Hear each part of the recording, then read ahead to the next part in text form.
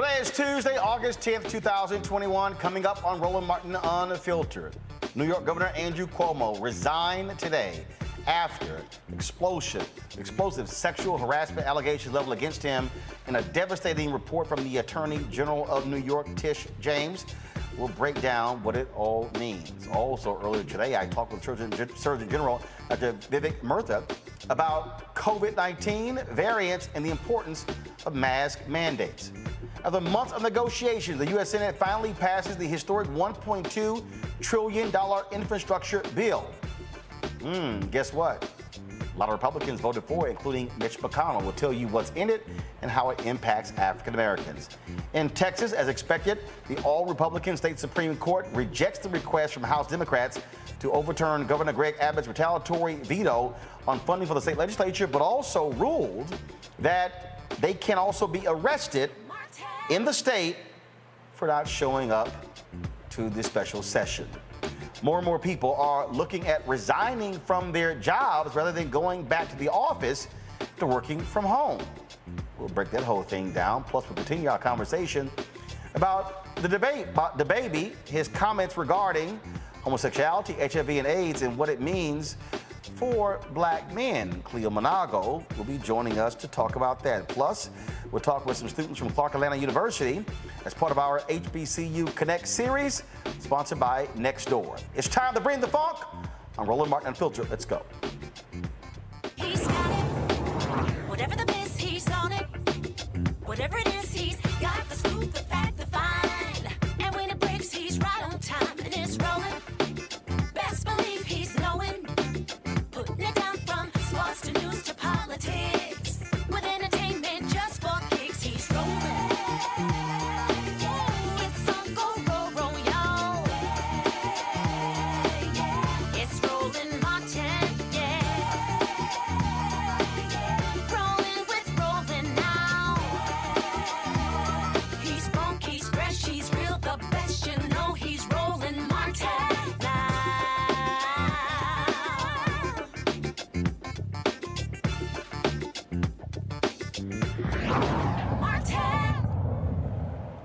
Well, he tried to hold on as long as he could, but New York Governor Andrew Cuomo could not withstand the massive pressure calling on him to resign 1 week after New York State Attorney General Letitia James released a damning report that broke down and confirmed allegations he sexually harassed 11 women.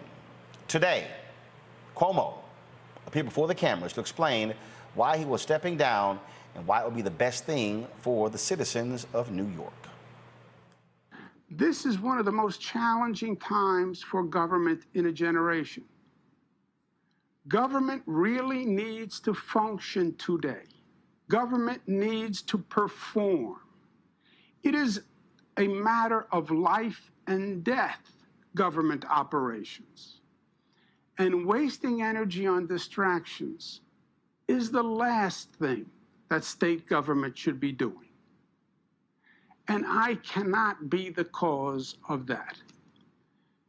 New York tough means New York loving. And I love New York. And I love you. And everything I have ever done has been motivated by that love. And I would never want to be unhelpful in any way. And I think that given the circumstances, the best way I can help now is if I step aside and let government get back to governing. And therefore, that's what I'll do, because I work for you. And doing the right thing is doing the right thing for you. Because as we say, it's not about me, it's about we. Kathy Hochul, my lieutenant governor, is smart and competent. This transition must be seamless. We have a lot going on. I'm very worried about the Delta variant, and so should you be. But she can come up to speed quickly, and my resignation will be effective in 14 days. Cuomo has been governor since 2011. His resignation will be effective in 14 days. New York Assembly Speaker Carl Heastie, who would have presided over Cuomo's impeachment, released the following statement. He said, "This has been a tragic chapter in our state's history. Governor Cuomo's resignation is the right decision. The brave women who stepped forward were heard. Everyone deserves to work in a harassment-free environment. I have spoken with Lieutenant Governor Hochul, and I look forward to working with her." When Lieutenant Governor Kathy Hochul takes over as governor, she'll become the first female governor of New York State. This is a dramatic downfall for Andrew Cuomo. Last year, many lauded him for his daily news conferences dealing with COVID-19. Then the criticism mounted with regarding to deaths in nursing homes in New York State. Also, a highly profitable book that he also released. Some criticized the Emmys for giving him a special Emmy. Then these allegations hit. Keep in mind, he was talked about in many circles as a presidential or vice presidential candidate. He was planning on running for a third term. That is all gone. The 63-year-old Cuomo, who followed in the footsteps of his father, Mario Cuomo, as governor of New York State, coming from a politically connected family, leaves now in disgrace. Joining us now, Dr. Robert Collins. He's professor of urban studies and public policy, Dillard University. Mustafa Santiago Ali, former senior advisor for environmental justice at the EPA. Kelly Bethea, communications strategist. Robert, I want to start with you. A dramatic downfall for a figure who, again, many said was destined for greater things in national politics. People praised his leadership, his tough talk, willingness to take on Donald Trump and other Republicans. All of that is gone. Can Andrew Cuomo recover politically? No, I don't really see any realistic chance for him to recover from this. Here's the situation. Even though he continues to deny the allegations, and even though his lawyer went on television today and had a long press conference detailing their case, the simple reality is this. He was going to be impeached, he was going to be convicted, and he was going to be removed from office. He's a smart politician, he's a pragmatic politician. He reached out to his allies in the legislature, and he realized he didn't have any. All of his former allies were gone, and they told him, "Look, Governor, there's no way we can be with you on this one." So the simple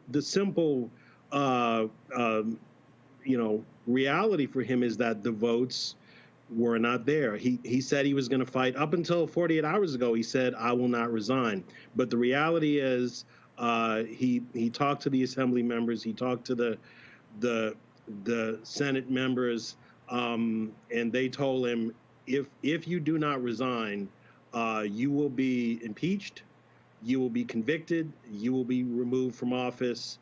And that's that. So his only choice was, what is my legacy? Do I want to go ahead and resign and then have, some possibility of recycling my image, start working on that now? Or do I want to be impeached, convicted, and removed? Obviously, he figured resignation was the best way to go. But either way, he was going to go. I mean, there's no question about it.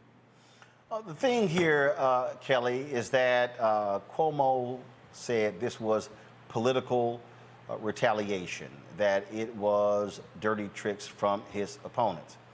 The problem is that the women who criticized him were women who worked for him, women who were right next to him, a woman who was a state trooper on his security detail, another woman who was an executive assistant in his administration. And so it's a little hard to say these were your political opponents when these were people who supported you. They worked for him. Exactly that. And that was going to be my point with all of this. Between what his remarks were and what his lawyer's remarks were, it just felt like they were grasping at straws to try and assuage people into thinking that this wasn't as big of a deal as it is. Like you said, that this was a political attack. But sexual harassment isn't political, it's criminal. Sexual harassment has no party. It is an action in which is illegal. and certainly unethical. And for Cuomo to basically use politics as a scapegoat for his own behavior, whether you like him politically or not, it's simply wrong.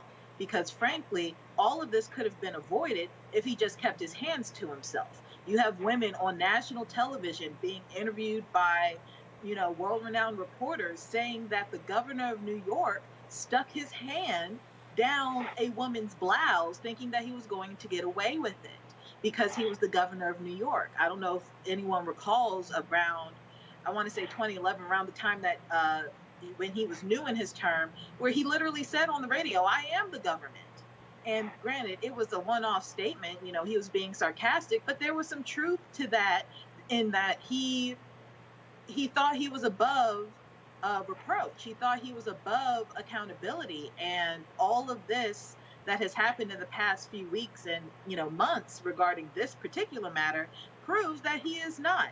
That he is a man like anybody else who should be held accountable like anybody else. But like I said, all of this could have been avoided had he just simply kept his hands to himself and respected the women around him the way he purported to respect the women around him. This is someone who was a secretary of HUD in the administration of President Clinton.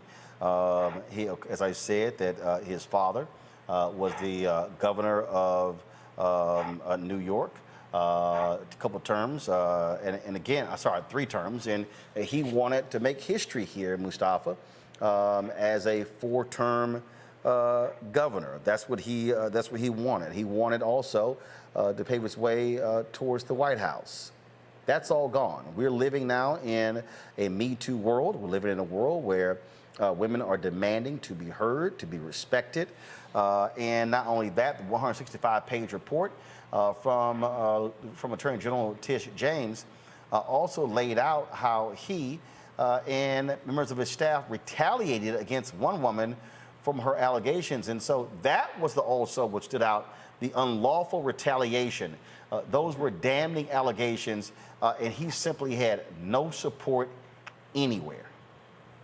Well, nor should he have any support. You have to respect people's space. You have to respect women's bodies, respect everybody's bodies, actually. And if you're serious about making a run for the presidency or any of these other high-level positions, then there's going to be serious investigation. So if this didn't come out in this moment, it would have came out down the road if he decided to continue to follow his aspirations. So if you're serious about wanting to hold those, then, as Kelly said, and as my mama taught me when I was little, keep your hands to yourself. And the other thing about this that we have to call out is that the folks who are there in the New York Assembly did the right thing by saying that if you're not going to resign, then we are going to impeach you. Now, we should also expect the exact same thing from folks in Congress when they allow President Trump to get away with many of these same types of behaviors, and some even more egregious based upon the stories that have been shared. So we got to make sure that justice is across the board. Again, one of the things that we are seeing here, we're seeing how folks are saying enough. That was a prominent attorney on the Time's Up board who was forced to resign because she gave some advice on a memo that was never released by the Cuomo team. In fact, and I'm looking for the story right now, the top LGBT organization, HRC, they have launched an investigation into one of their members. Look how we lost Mustafa, so we'll get him right back. Just come back to me, please.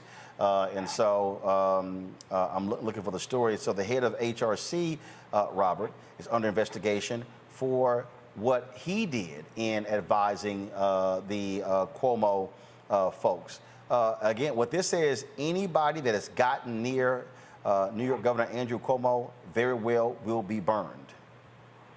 Yeah, well, certainly, anyone that's used any unethical means to assist him is going to be in trouble.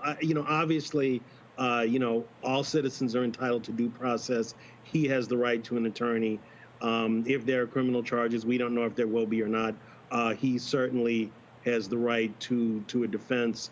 But certainly, any political insiders, any corporate insiders, any nonprofit insiders that have helped him behind the scenes, that have used inside information to assist him. Yes, I believe they will be in trouble. There is an ongoing investigation. It's important to keep in mind, just because he resigns, that doesn't mean the investigations stop. The investigations go forward. So, we don't know what the results of those investigations will be. So even though we know he won't be governor, we don't know the final result of these investigations. And so I strongly suspect, as we unravel these threads, we will see that there are more people that are going to be involved with protecting the governor, and I think some other folks are going to find themselves in difficulty. But one of the things that often happens in cases like this, Kelly, is you will hear people say, why move forward? Folks got what they wanted with him resigning. That's pretty much what he said in his 21-minute speech, that this would be extremely costly. The process, it would cost millions. The money could be better spent by the government. So really what he is hoping, and we often see this in Congress as well, where people, by resigning, then that stops everything. And so now it's unclear if there's going to be an impeachment. They could still impeach him, even though he's resigned. Remember, he said, my resignation is not effective for 14 days. They could literally impeach him in the next 14 days. They could, and that is the Assembly's prerogative. I don't have necessarily a comment as to whether they should or shouldn't, because there's still a criminal aspect here, in that if the allegations hold, he sexually assaulted somebody. It was sexual harassment on the criminal side as well. So whether he is held accountable by the legislature, again, that is their prerogative, whether they move forward or not. But if the logic behind him resigning was to avoid impeachment, and it was understood by the Assembly that it was to avoid impeachment, it would kind of be like just, I don't want to say unnecessary, but it would be a cost to the New York state taxpayer if they do that. Again, it is the Assembly's prerogative as to whether they do or don't. But on a criminal side of things, he should absolutely still be held accountable. If charges are brought, the allegations are such that it is possible that he could be convicted of a misdemeanor, such as sexual harassment. And that is something that he has to answer to, because if these allegations hold, that's something that he did and needs to be held accountable for, whether he was governor or not. All right, folks, let's talk what happened in D.C. today. Huge infrastructure bill that was passed by the United States Senate after months of negotiations. The Senate passed the $1.2 trillion bill for investment and jobs. Vice President Kamala Harris ventured down to the U.S. Capitol to oversee the proceedings. On this vote, the yeas are 69, the nays are 30. The bill, as amended, is passed. The passage was by a wide bipartisan majority, 69 to 30, 19 Republican senators voting in favor of the bill, including Senate Minority Leader Mitch McConnell. President Joe Biden believes this bill will make a difference in the lives of all Americans. I truly believe that this bill proves the voice of the people will be heard, and we can all come together to make a difference in people's lives. As you heard me say it before, and I apologize for repeating it, but there are no Republican bridges or Democratic roads. This is a moment that lives beyond the headlines, beyond partisan sound bites, beyond the culture of instant outrage, disinformation, and conflict as entertainment. This is about us doing the real hard work of governing. It's about democracy delivering for the people. This is about winning the future. It's about doing our job. The bill includes $550 billion in new federal investments in America's infrastructure over the next 5 years.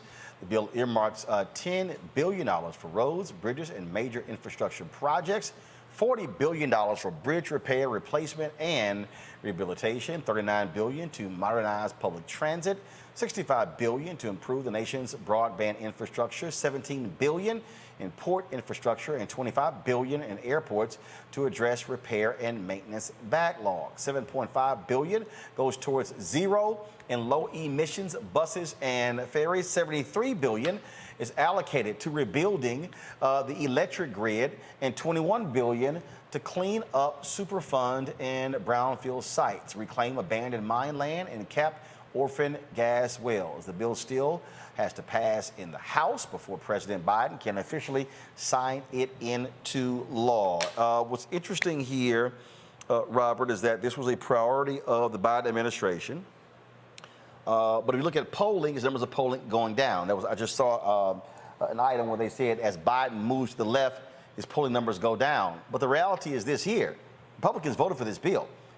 He's going to be able to go to Kentucky and say, clearly your senator liked this bill. Rob Portman in Ohio liked this bill. The question, though, is will Democrats know how to properly message this win? I think back to 2009, how President Obama was utterly clueless when it came to messaging around the stimulus bill there that saved the country, and they got no benefit from it because he acted as if, oh, people will figure this thing out. No, you have to sell it. Mm-hmm. Well, yes, and I think the president's poll numbers have been going down, not because of infrastructure. They've primarily been going down because of issues with immigration and the border and some COVID response issues. The reason why there were so many Republicans on this bill is because those Republicans realized that within their individual states, infrastructure polls very well, especially hard infrastructure. Bridges, roads, highways, water systems. That's very popular with constituents, both Democrats and Republicans. Now, of course, we have to see what's in this bill. Even though we know the broad strokes, the devil is in the details, and this is a very long, complex bill, and there were a lot of amendments added at the last minute. So, for example, people down in South Louisiana, where I live, are going to be looking to see what's in there exactly for water issues and flood control and levee protection, hurricane protection, et cetera. But yes, I agree with you.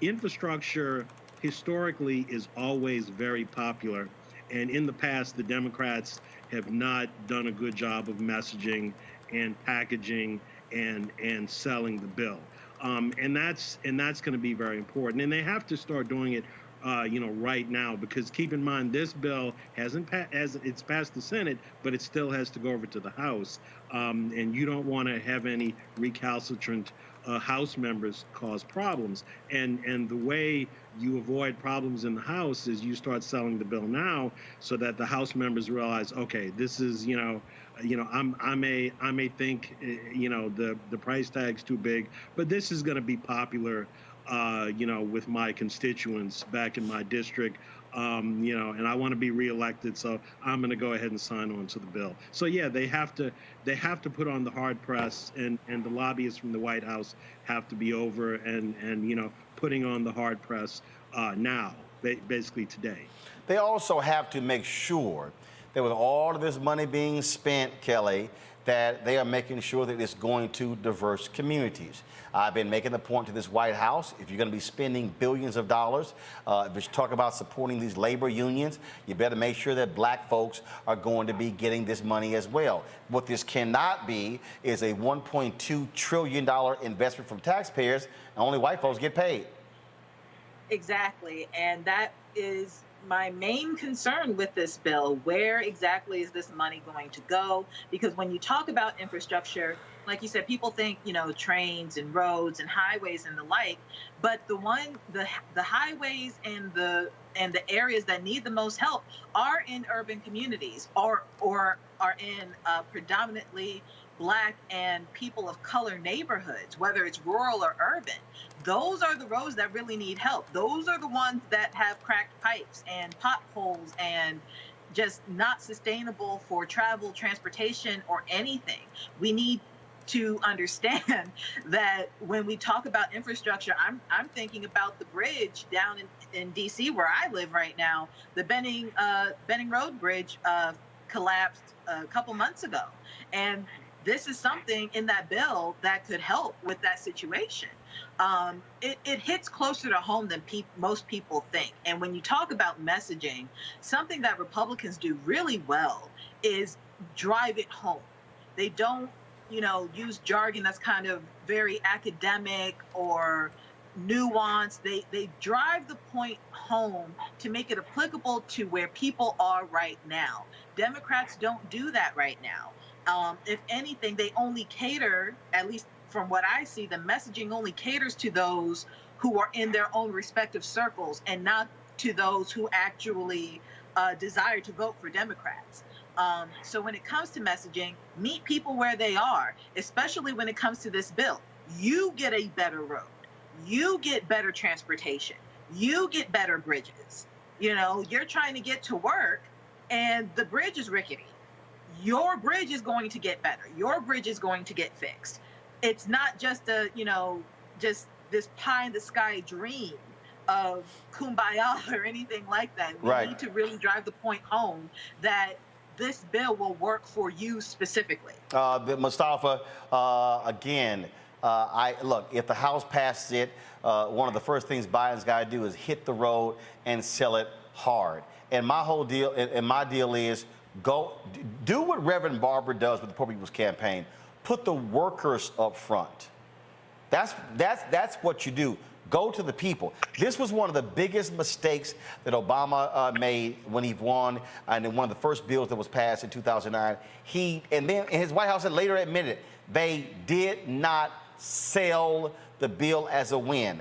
Democrats are going to have to speak to the people in a very basic way to say, we took control of the White House, the House, and the Senate, and we delivered for the everyday person. And you got to be able to break those things down. That's what they got to be able to do. You got to message this thing right. Right. You got to be able to have a conversation with folks in Appalachia and in Rust Belt and on the Gulf Coast and in the breadbasket. You got to help folks to understand where the wins are for them, how their life is going to be made better, how their economic situation is going to be better. There's a lot of good things that are inside of this bipartisan bill. But, one of the things that I always call out is the lead pipes, because we saw what happened in Flint, Michigan. So we need to make sure that those 3,000 locations across our country, folks understand that their kids are not going to be impacted and that their life is going to be better. But we got to call out also there's some missing components to this bill. And hopefully the reconciliation bill will be able to capture some of this. But the human infrastructure, some of that was stripped out of this bill. And that helps you to be able to have those conversations with hardworking folks. When you've got $400 billion that came out that was supposed to be going, for healthcare workers and others, those are folks who vote. And when you don't have those dollars there, or when you take $100 billion out for workforce development.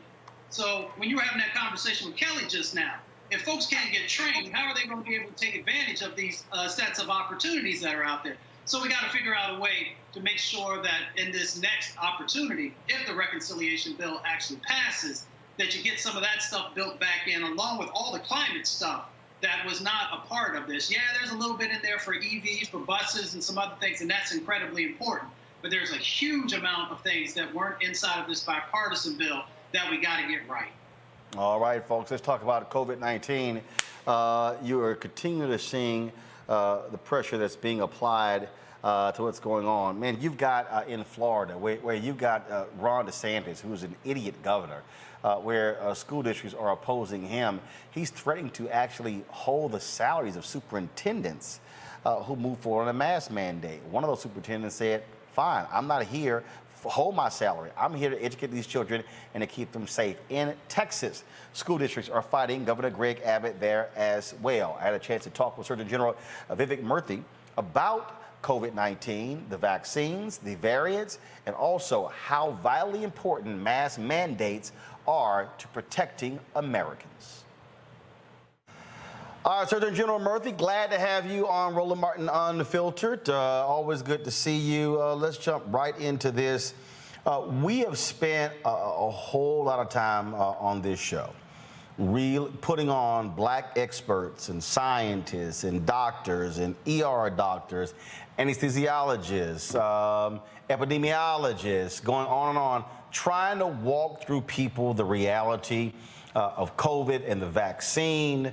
How important is it to have trusted voices speaking to different communities, because there is so much misinformation and disinformation out here? Well, Roland, it is absolutely essential that we have trusted messengers telling people the truth about what science tells us about COVID-19 and the vaccine. You know, in the old days, we used to say that information is power, but it turns out that information plus is power, because people are awash with information right now.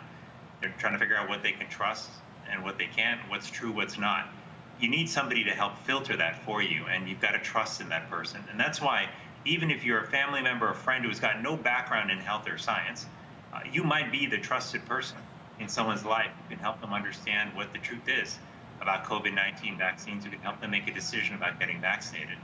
But it's also why, as communities, we've got to put our trusted messengers forward, whether that's our faith leaders, whether that's our local doctors and nurses.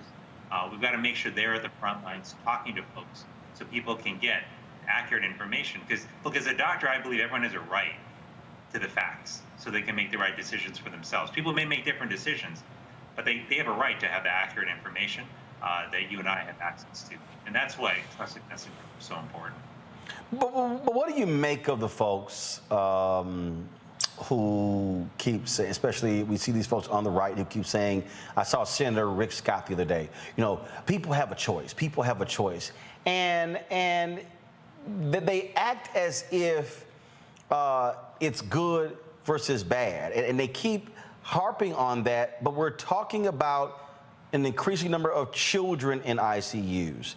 We're talking about this one church in Florida, 20 people infected. 6 have already died.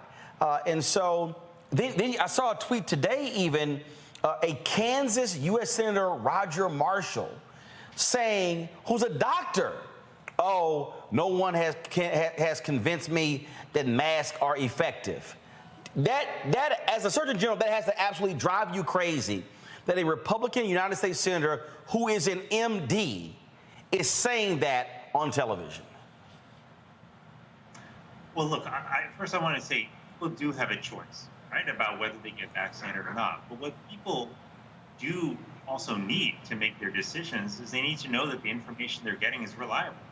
And what's misinformation and false information being peddled around, that's not new. But what is new is the speed, the scale, and sophistication with which this misinformation is spreading everywhere. So, I agree that people should have a choice. But how are people supposed to make the choices that are best for them? They don't have accurate information. This is why a couple weeks ago, when I issued the Surgeon General's advisory confronting health misinformation, and one of the groups that I called to action on this were actually technology companies, especially social media platforms, which for years have allowed misinformation to spread like wildfire and have not done nearly enough to address it. That misinformation is now affecting our health. It's costing us in terms of hospitalization and lives lost, as people have said they don't want the vaccine because they've out about the COVID-19 vaccine. So this misinformation has consequences. And if you're if you're contributing to the spread of misinformation, like on these social media platforms, you've got to step up, address that. It's costing people their life. But what I'm struggling with, again, I've seen Dr. Anthony Fauci going sparring back and forth with Senator Rand Paul of Kentucky, doctor. Again, Senator Roger Marshall, doctor. I was reading the other day in Arkansas, there's an ER doctor who is in the state legislature who voted, who is trying to give out information about COVID, yet he voted again. He voted for banning mask mandates in Arkansas and said, well, our numbers were dropping. I'm still struggling with that. I'm not quite sure. Yet I've seen the studies that come out that lay out that masks do work, that depending upon the mask that you're wearing, it is stopping the transmission of particles. And so we literally are fighting over masks, and you're sort of like, okay, what in the world more can we say and do to get people to understand that even though you might get the vaccine, you still have to take precautions, which includes wearing a mask? Yeah, well, this debate on masks, I think, is very unfortunate because we have built up a body of data over the last year and a half that's told us that masks do help reduce risk. They have to be good masks, good quality masks, but they do help protect us. And I don't think history will judge us well when years later we look back on this and recognize that simply wearing a thin piece of material on our faces could have reduced our risk of a life-threatening disease, but we didn't do it because we were either misled by misinformation or led to somehow believe that the mask was harmful to us, which it is not. So we've got to recognize what we're up against, which is a powerful, formidable virus that has cost us more than 600,000 lives. And we've got to take every measure we can to protect ourselves. Masks are one of these. Do they protect 100%? No, nothing does. But they do reduce risk. And vaccines are another critical piece of this.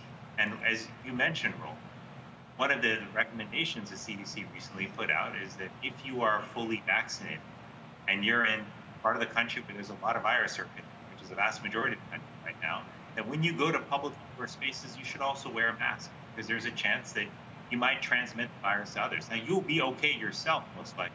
This is a really critical point to make. The vaccines still work to save your life, ending up in the hospital, and they also reduce your risk of even getting mild infection. But if you do end up being one of the minority of folks who gets a breakthrough infection, it'll probably be either mild or you won't even have symptoms at all. But you could pass it on to somebody, which is why this is asking vaccinated people to wear masks in the setting.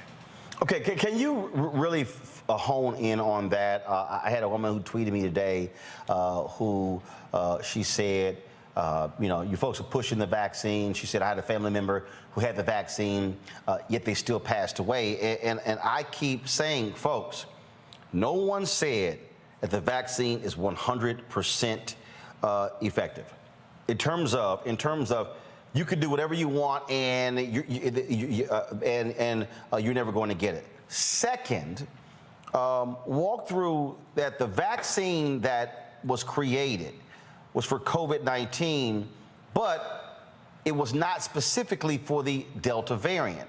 And I think that's also what's confusing to people because they go, oh, COVID vaccine, then that's just going to protect me from anything and everything, and not understanding how viruses work and how they mutate and how they change once they interact with the human body. Yeah, it's a really important question, Roland. And there's some good news here, which is even though we've gone through now several versions of COVID-19, you had the original version, you had an alpha version, now we're dealing with the Delta version. The good news is that the vaccines that were developed still have broad protection across those, particularly when it comes to preventing us from ending up in the hospital or losing our life. That is the good news. But they are different viruses in the sense that they act and behave differently. So the Delta variant is far more transmissible than any version of COVID we've seen to date. That means you've got to be a bit more cautious. It's also, there's some data that indicates it may cause more severe infection, maybe more likely to end up in hospitalizations for people who are unvaccinated. So they should particularly be cautious. But even though the vaccines still work, and this is, again, another reason why even in the face of Delta, you should still get vaccinated, we can't bank on that always being the case for future variants. So if we allow the infection to continue spreading rampant in our population because not enough people are vaccinated, that means there's a greater chance that more variants will develop, and we may have trouble down the line. And so we have a chance now. We still have vaccines that work for Delta and the other variants to really make sure we're doing everything we can to vaccinate everybody, get cases down, keep them down. And that's how we're going to reduce our chances of variants down the line. So when you say other variants, and what may happen with those other variants. And I heard that Dr. Fauci testify that the variant, and why is it more deadly? So how is a variant more deadly than the original one? Can you explain that for people, again, who don't quite understand the science behind this? Sure. So what a variant is it's a different version of a virus. And that version comes about because of some mutation in the DNA that takes place. Now, when mutations take place in your DNA, they can affect the structure of the virus and how it functions. So some changes in the structure of a virus might make it easier to latch onto your cells and to infect you. That might make the virus more transmissible, in a sense.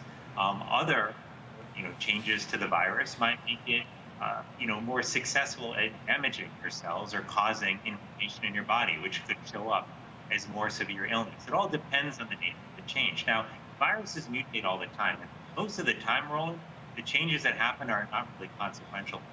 But every now and then, there'll be a change that leads a virus to behave differently in a way that causes this sort of harm. And that's actually what we see with Delta. We should just expect that this virus, being what it is, which is a coronavirus, a virus that mutates a lot, it's going to keep changing. And so that's why we often say we're in a race against the virus. It's the vaccines versus the variants right now. And the quicker we vaccinate, the less of a threat future will be. And so on that particular point, then, when we talk about trying to vaccinate as many people as possible, and again, I'm trying to make this as easy as possible for people to understand.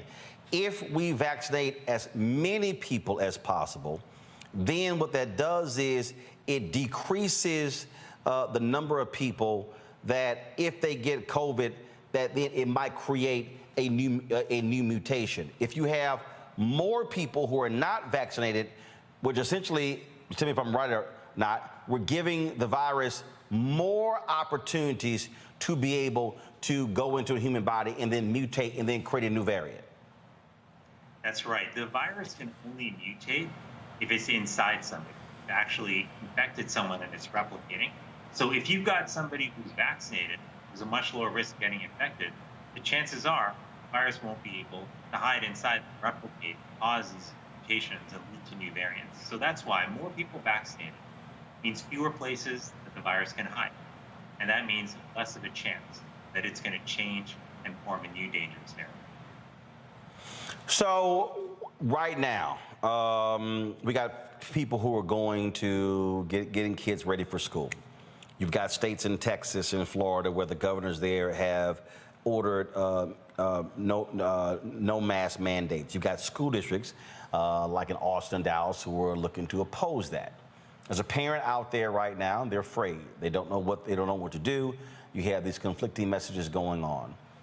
Are you saying what is your advice to any parent? Are you saying, hey, forget what these folks are saying, even if there's no mask mandate, you tell your child you're going to school with a mask on and you're going to keep it on the whole time?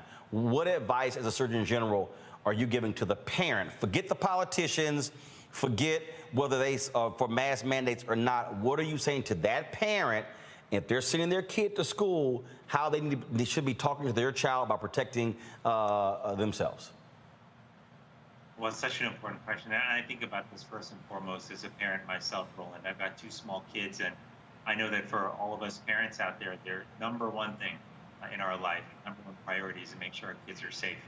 And so I recognize this has got to be a scary time for some parents, especially if their schools aren't taking all the precautions that are necessary. But here's what you can do. Even if your school does not have mandates, make sure your child wears a mask and wears a high-quality mask, because that's going to be important for protecting them.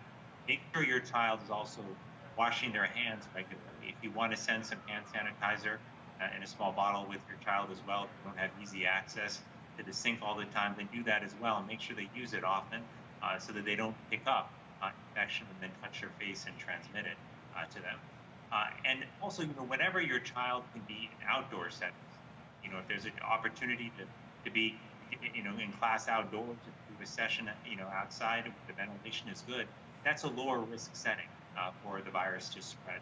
And finally, I would just say this: as a parent, I think it's really important for all of us as parents to be involved in what happens in our schools and making sure that principals and the school board hear your voice as a parent who's concerned about your kids, making sure they know that you believe that all these layers of precautions, from testing to better ventilation to wearing masks in school, is something that you're in favor of because it'll help keep the kids safe. That's really important for school boards and for teachers and administrators to know. So those are some things we can do, but I know that this is a tough time for parents, and there are unknowns out there. We're going to have to see how things go. But if you take all of these precautions that I'm mentioning, it will reduce the risk, and it will help keep the child safe. And for folks who don't really understand this, you have been, and your family have been extremely impacted by this COVID virus. Yes, Roland, my family is like so many families. We've lost loved ones with COVID-19. We've lost 10 relatives, had many more who have gotten sick and thankfully have survived but have gone through rough times in the hospital. No one's been left untouched by this virus, and that includes my family. But it's also why, when I think about those family members, I'll tell you this, one common thing about 10 of them is that they didn't have the opportunity to get vaccinated that so many of us did. And I so wish that I could transport them forward in time to a moment where vaccines were a lot more available and easy to get. Some of my relatives died somewhere in India, but that was the common thread. And if they had the vaccine, I dare say that many, if not all of them, would be alive today. And so once we lose someone, we can't bring them back. We have an opportunity now to protect the people we love, and we can do that by encouraging them to get vaccinated. Last question for you. We've been talking about communication, and now all of a sudden the Biden administration is now talking about doing targeted piece. I've been one of the folks who've been highly critical of the ad agencies that have been spending money out there. There's a phrase in advertising called spray and pray, and they just sort of been throwing the money out there. And me and my partner said early on, you've got to target the resources to communities, to areas, to regions of the country where they're important. Is that actually happening now? Are you and the COVID response team in the White House, are y'all getting with the ad agencies, the people who are spending, frankly, millions and billions of taxpayer money to say, let's have a more effective use of how we're using the resources to reach the communities most in need? We had Terrence Woodbury on with Hit Strategies, who came out with polling data showing 52% of African Americans saying that they are not going to get the vaccine. That means that we need to be seeding Black-owned media and others getting that message out, because the messaging is really important. And I just think targeting is a lot different than just thinking, oh, let's just go broad, let's go general, and then hopefully people will get it. So is that sort of review, that analysis undergoing to make sure that those dollars are much better well spent? For sure, Roland. I mean, you're absolutely spot on about the importance of targeting. And I know that the teams that are working on the media strategies are figuring out how to tailor the messages so that they reach the right audiences. But I'll also say, Roland, that a key part of targeting also, I think, has to take place in our community efforts. And that's been really our focus from the early days, is thinking, how do we mobilize the right folks in communities, provide them with the right supports, and recognizing that they are often far more effective messengers than those of us at the federal level may be. And making sure that we're targeting the right folks who are trusted is critical. I'll tell you one thing we know, Roland, is that about 80% of people say that they would like to talk to a doctor or nurse about their decision to get vaccinated. That means that we have to go to communities where vaccination rates are low, find the nurses and doctors who are trusted there, and make sure we support them in going out and talking to folks. So the community-driven targeted approach is equally as important as the ad-driven targeted approach. But overall, you're absolutely correct that we've got to be tailored in how we make sure these messages and messengers are delivered. All right, Surgeon General Murthy, we certainly appreciate it. Thanks a bunch, and look forward to having you back on the show. Well, thanks so much, Roland. Take care. Good to see you, and stay safe. Indeed. Take care. What we are seeing, Robert, is a significant issue. You are there in Louisiana. They've announced they're canceling Jazz Fest. There are so many other events they're looking at. Again, if Louisiana does not get COVID under control, Bayou Classic could be in jeopardy, and potentially going into 2022, a third consecutive year of No Essence Festival. This is extremely costly to Louisiana. Tourism is a huge part of their city, New Orleans budget, but also the state budget. And so this is the impact we're seeing economically when we talk about this Delta strain and its impact, not just on hospitals and ICUs, but again on the impact on business and the overflow from that. Restaurants, bars, transportation, the public sector, if you will, when it comes to the people who are in those customer service jobs. Yes, the hospitality industry in the state of Louisiana is just taking a terrible hit right now. It's just taking a terrible hit. We lost Jazz Fest. Now people are worried about, even though Mardi Gras isn't until the spring. We have to make plans months in advance because of the logistics there. So people are worried about other festivals. People are worried about Mardi Gras. Yes, it's terrible. And what's working against us right now is that we're a very red state. Even though we have a Democratic governor, we are primarily a red state, and so many of the Republican parish presidents are not really taking the aggressive measures that they should be taking to get it under control within their individual parishes. Also, the schools. There's a real challenge with the schools right now. Most of the private schools do have vaccine mandates. So, and I'm talking about K through 12 as well as at the university level. My university, Dillard University, has a vaccine mandate for both faculty and students. So everyone has to be vaccinated to come on campus. Pretty much every private school has that requirement. Tulane, Loyola, all of the private schools. The public universities do not. LSU does not have a vaccine mandate right now. And first the lawyer for LSU said, oh, well, it's not really legal, we can't really do it. But then the State Department of Health said that's not really true. You haven't issued the request. If you issue the request, we will grant it. And then he said, then he backpedaled and said, well, we don't want to violate people's rights. The president of LSU, who's the first black president in the history of the university, is in a tough spot right now. He's getting threats from parents saying, if you have a vaccine mandate, we're going to pull our kids out of school. The wealthy alumni are saying we're gonna cut off the money. We'll never give money to LSU again if you have a vaccine mandate. So he's struggling right now. He's encouraging people to get it, but he won't drop the hammer and say, look, it's going to be required. Now the LSU faculty, interestingly enough, is 90% of them are vaccinated, and they have been lobbying the president of the university very heavily and say, look, boss, we need a vaccine mandate. I mean, a lot of us have health issues. We don't want to be in a classroom with 200 students where, statistically speaking, the last survey we saw only about 30% of them are vaccinated. So these are political issues. These are not health issues. I mean, there's nothing legally stopping the president of LSU from requiring that all students get the vaccine as a requirement for enrolling at the university. LSU is the flagship. I believe if the president of LSU did it, I believe the other state universities would follow. But it's just the political pressure he's getting right now and the threats against him. He just doesn't want to move. To understand how we are able to impact people, Mustafa, check this out. This woman goes by Savannah Orchid.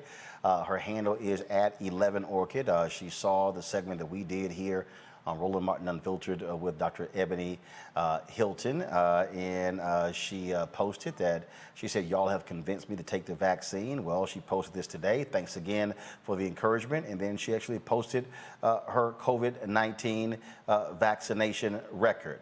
For the people who say that we can't actually convince folks and change minds, well, there is proof.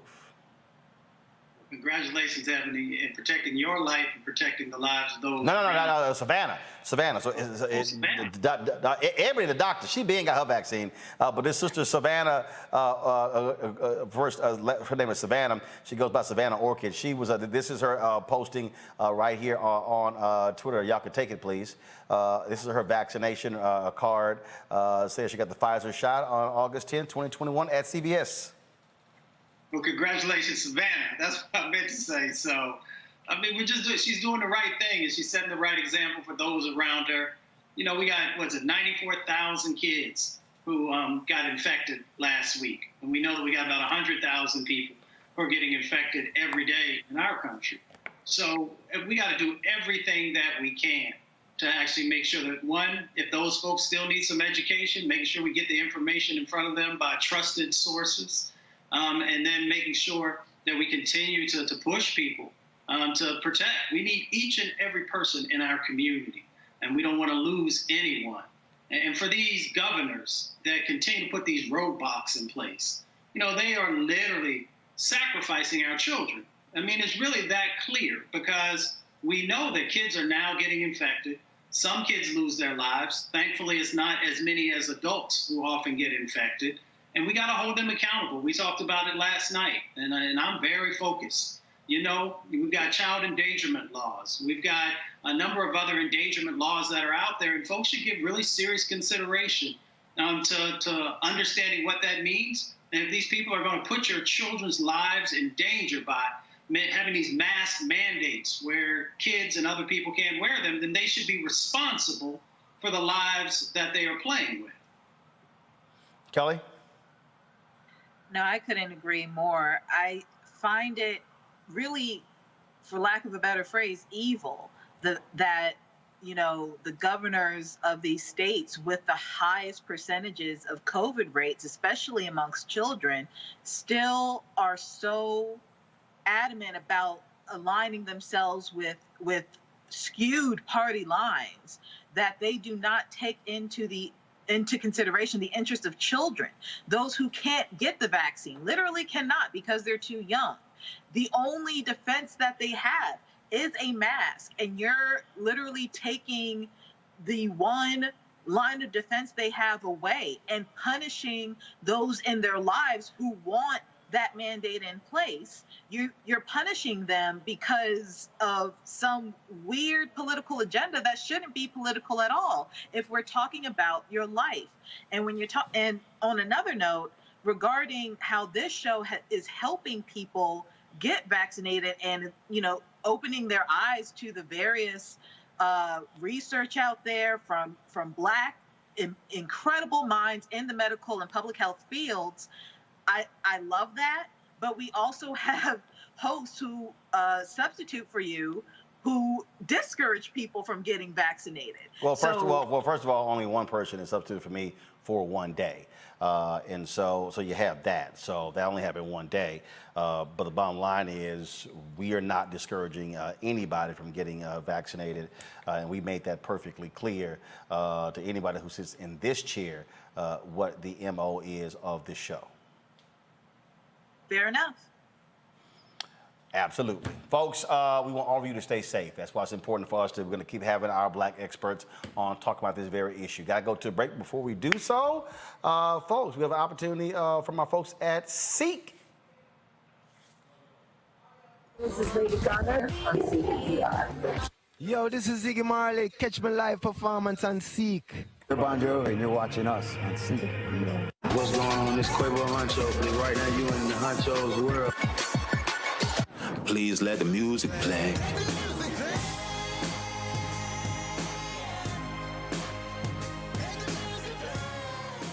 Of course, a couple of the products from the folks at Seek. They have their, of course, their great headsets. They're a 360-degree audio sound. You can see the This is, of course, the box right here. You can get the headphones in black and gold. Mustafa, that's a great color, of course. Us alphas, we love that. And they also have the headset in all gold. And so, again, you can get this. This is a black-owned company. Mary Spio is the founder of the product. They also have, of course, their virtual headset. And so, let me grab that right here. This is their VR headset where you can actually place your phone inside of the headset, and you can check out their virtual reality content at seek.com. Use the promo code RMVIP21, RMVIP21. The proceeds of what you purchase comes back to support Roland Martin Unfiltered. Y'all know what we do on this show. We support black-owned businesses, and that's what we are about. So go to seek.com, use the promo code RMVIP21. And we'll be back. We're talking about people who are resigning from their jobs, and they're saying, I'm just about sick of this. COVID has actually opened the eyes of many people. We'll discuss that, talk about that with Deborah Owens, America's Wealth Coach. We'll also talk about the controversy with DaBaby.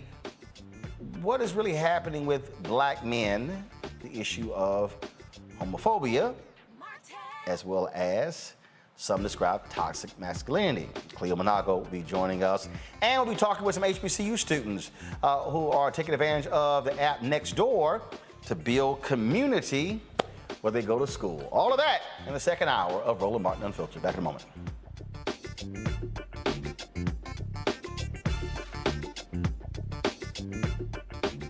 When you study the music, you get Black history by default.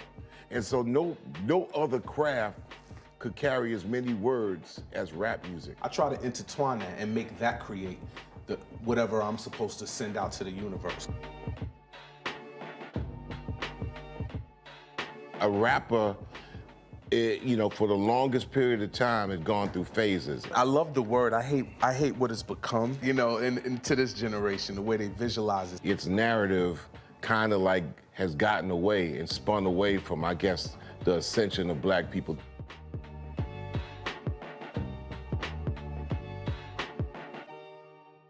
Carl Payne pretended to be Roland Martin. Holla! Hi, I'm Chaley Rose, and you're watching Roland Martin Unfiltered.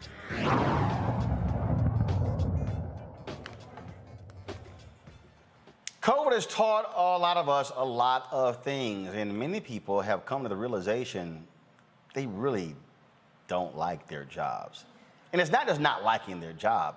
What they really don't like is everything that goes with it, the long commute, also realizing how much time they're spending away from their families. In addition, they actually were spending a lot of their money, again, sitting in cars. Look at the amount of money they were spending on daycare. And so people have decided, you know what, I'm good. So while companies are saying, we need you to return to the office, an increasing number of Americans are saying, I'll pass. That's okay. I'm just going to go ahead and quit, which is causing many companies to now figure out how they're going to replace these employees. Joining us right now is Deborah Owens, America's Wealth Coach. Deborah, glad to have you on the show. This is something that, and I was telling folks this last year. I said, COVID is about to reveal a whole lot of stuff about this country. We learned people really understood the racial dynamics when it comes to health and who gets impacted. We begin to understand how many kids did not have broadband and computers and were not as sophisticated, if you will, with technology, and how there was a gap there between the haves and the have-nots. But on the work front, a lot of people really have started to reconsider their work life and its impact on their personal life. Absolutely, Roland. Of course, always glad to be back and have some conversations on wealth and the welfare of our community. And I'll tell you, there are really like three forces, right? It's generational, it's social, it's the social contract. And, for many people, they just simply, as you said, want to spend more time with their family. I think, if anything, COVID has been an awakening for all of us, and just in terms of what we value. And if you think about the folks who've been on the front line, it's really those essential workers who what we saw was some of us were able to stay home and work virtually, whereas others who were essential had to put their lives at risk. And so I think, as you pointed out, COVID revealed a lot of inequalities, really, in just the social framework of this country. And in a way, it has put the power back into people's hands. So for employers, it's opening up Pandora's box. So much of what they said about virtual workforce and what could and couldn't happen, what we see is people have been just as productive. And in fact, they haven't been in cars commuting, so they're spending more time with their families. And what we're seeing in the Wealthy U community is that some people, because they can work virtually, they have multiple sources of income, and in some cases, 2 full-time jobs because they have the flexibility. So, Roland, I think that COVID has really empowered people to say, hey, I'm going to take control of my life and my lifestyle. I was having a debate with someone on this whole issue of unemployment benefits and COVID, and this person had said that, these lazy ass folks need to go to work. And I said, stop. I said, do not call them lazy. And the reason I said don't call them lazy is because I said the problem is not that they're lazy. The problem is that if you're making more money on unemployment and you're making on the job, it's a problem with the damn job. Well, not only the job, but if you think about the minimum wage and the fact that it has not kept up with inflation, and specifically when you look at hospitality, any industry where people are being paid in tips, it really revealed the fragility of their circumstance, right? So, if I'm bringing home a couple of $1,000s in tips and now I'm no longer working, and so I'm not getting that, and my income is so low, what it is showing is that to these industries is that they have got to be able to pay people a living wage through which they can afford to take care of their families and also, have the type of benefits so that with the type of health concerns everyone has, that they feel valued. Otherwise, they are going to look for opportunities elsewhere. And how could we blame them? Also, I think, before I go to my panel with questions for you, also, I think a lot of people, how should I put this here? It's very interesting to me, the people who, even with businesses, are somewhat timid of being aggressive in asking for support. Here's what I mean. I had a conversation today with an entrepreneur who said, look, I got to create more revenue. And as we were talking about, the business that he has, I said, why are you not asking your customers, your fan base, to give more to your product? And I said, but it's how you do it. What platforms are you on? Are we on Patreon? I'm like, no, you need to be on Patreon and Cash App and PayPal and Venmo and Zelle. I said, it's not about how you are comfortable. It's about what the customer wants. I then begin to break down, okay, what are your expenses? Your expenses are this a month. That means that you need X number of people giving this to cover your expenses. You should be tracking that on a weekly and a daily basis.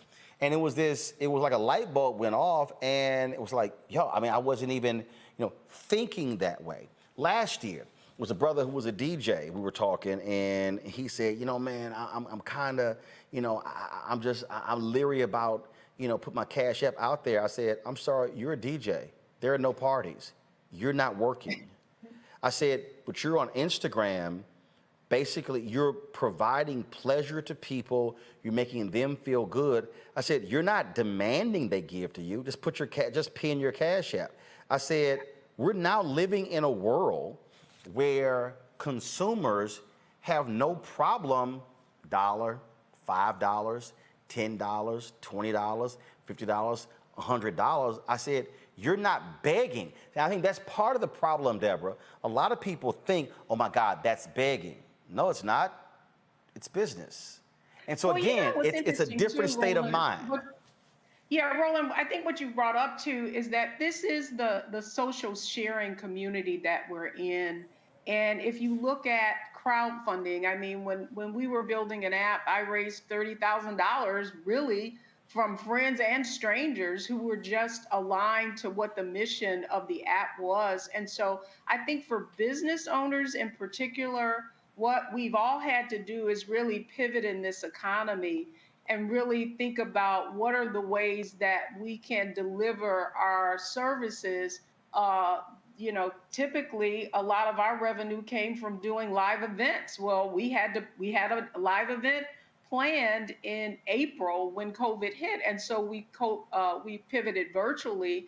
And so what I would say to you know, small business owners, self-employed people, what contractors really begin to think about what are the ways that you can create, you know, possibilities and all this volatility that we're having. Because I was listening to your last interview, and clearly we are headed for another, I won't say full shutdown, but things are not going back to normal. So what is important is that people remain as flexible as possible and as innovative as possible.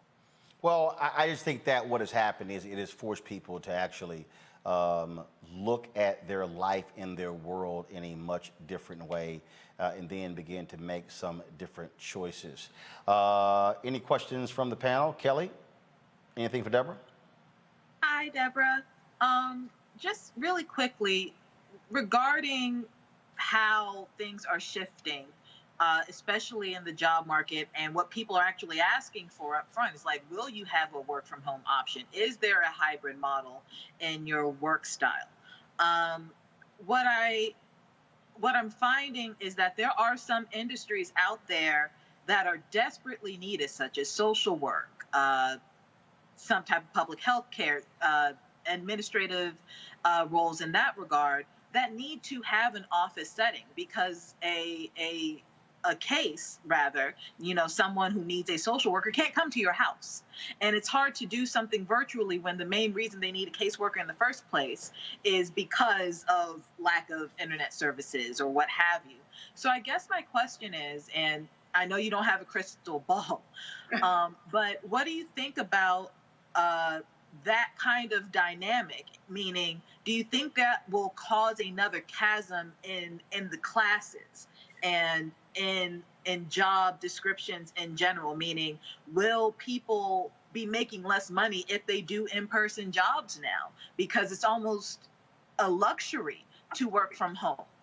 Well, you know, it's interesting that you bring that up, because the truth is, if you look at those kinds of roles, social work, administrations, those are basically occupations in which Black women specifically over-index in.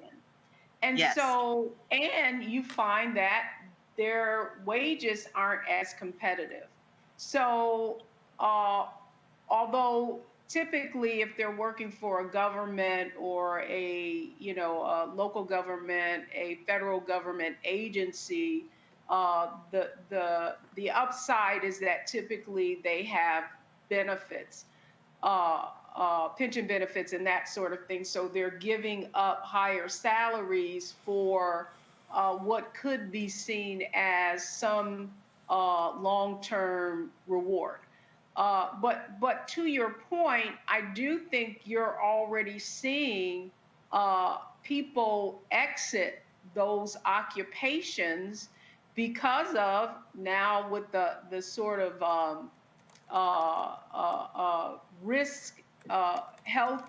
risking their health that all of this entails. You're seeing nursing. You're seeing a lot of these. You're seeing a lot of exit from those roles. Specifically. So I think on the other side of that, the employers are going to have to be creative in order to retain workers in those different occupations. So you bring up a very good point. Mustafa. Deborah, it's good to see you. I love that color you got on. Good to see you again. Matching that tie. Yes, ma'am. In my family and in my circle of friends, from elders all the way down to teenagers, folks are getting much more engaged in investing and saying that I can actually make more money investing than I can in some of the previous jobs that I had. So have you seen that as also an area that's growing? And do you expect that it will continue to expand? Well, you know what's exciting? I'm glad you bring that up. What's exciting is what these statistics are showing is that particularly millennials and younger Black folks are more involved in investing than ever before. They're learning how to invest because of the plethora of apps that we have available to us. Now, Cash App allows you to invest not only in stocks, but also in crypto. You have other apps like Stash. You see Robinhood just went public. And, you know, a lot of the whole premise of Robinhood was for, you know, the not wealthy to kind of gain in riches. So I think that is part of what is driving the interest and accessibility of investing. Now, in terms of actually, you know, using investing for, you know, to make an income, I think there's a difference between trading and investing. And I think that, you know, we just hit another market high today. And so as a result of that, what happens is people begin to think that it's easy. But, you know, what I would say to anyone listening is to really get a basic foundation in how the investment markets work and how to invest it, if you will. You give me a great opportunity to just talk about some of the work that we're seeing in the Wealthy U community. And by the way, if anyone listening to me would like to learn more, they can go to wealthyu.com. But what we're seeing in our community is that people's portfolios in some cases have doubled the kinds of returns. Just in the past year, we're seeing some of the members in our community, their portfolios are up 49%. We do see that it's not just in their retirement accounts either. People are also opening up not only the apps, but full-fledged brokerage accounts and really learning how to build portfolios. So I say it's a win-win-win overall. Win-win-win, seeing young people get involved in the markets, and also, you know, the people in our Wealthy U community, our youngest member is, if I'm not mistaken, 23, and our oldest is maybe 79. So it's intergenerational, if you will, and it's a good thing because I believe that's one of the reasons the wealth gap is so big, is because of the fact that not enough Black and brown folks are investing. Robert. Hi, Deborah. I work in the traditional education workspace, the traditional higher education market. And traditional higher education, of course, used to mean that, you know, we were you know, standing in a classroom with a bunch of students. Then over the last year, you know, we were forced to go online, basically a lot of faculty against their will, because the state basically shut us down and said you can't have students in the classroom. So now we're back to, at least for now, for the time being, we're back to the traditional model again. We do have college students in the classrooms again.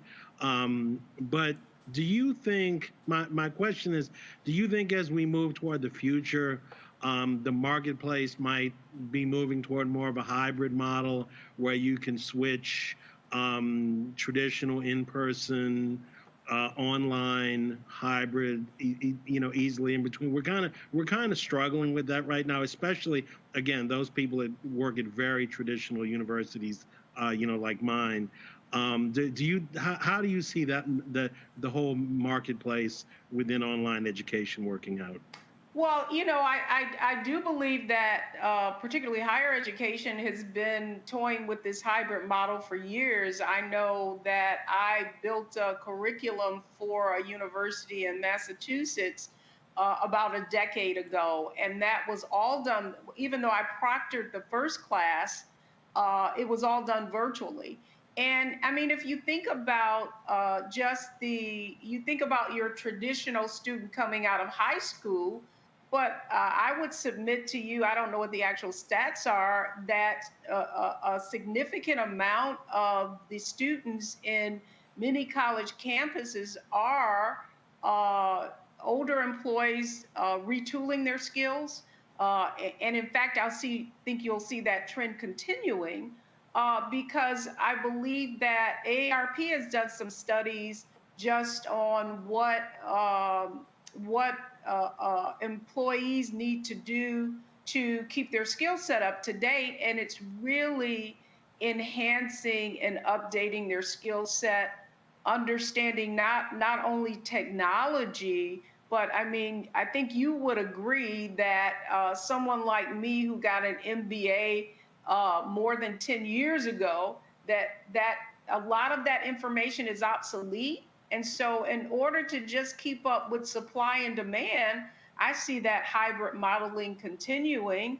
I do believe that, as a parent of two millennials, that college in-person experience is valuable. However, what I do believe the virtual experience will do is make college more accessible and hopefully less expensive for those who do not have the necessary incomes to afford it. So I believe it's my long way of saying that the trends certainly are all pointing towards a hybrid environment simply for universities because of all the bricks and mortars that you have to be able to continue to afford those facilities. All right. Deborah Owens, America's Wealth Coach. Tell folks where they can find you. They can come to wealthyu.com. And by the way, we have an amazing masterclass going on this Saturday all day. So just go to the wealthyu.com website and you can learn all about how we're helping people build their first investment portfolios to 7 figures and beyond. All right. Deborah Owens, we certainly appreciate it. Thanks a lot. Thank you, Roland. Folks, we talked yesterday about the rapper DaBaby, the controversy where he has, of course, made some homophobic comments. He's made some comments dealing with HIV/AIDS.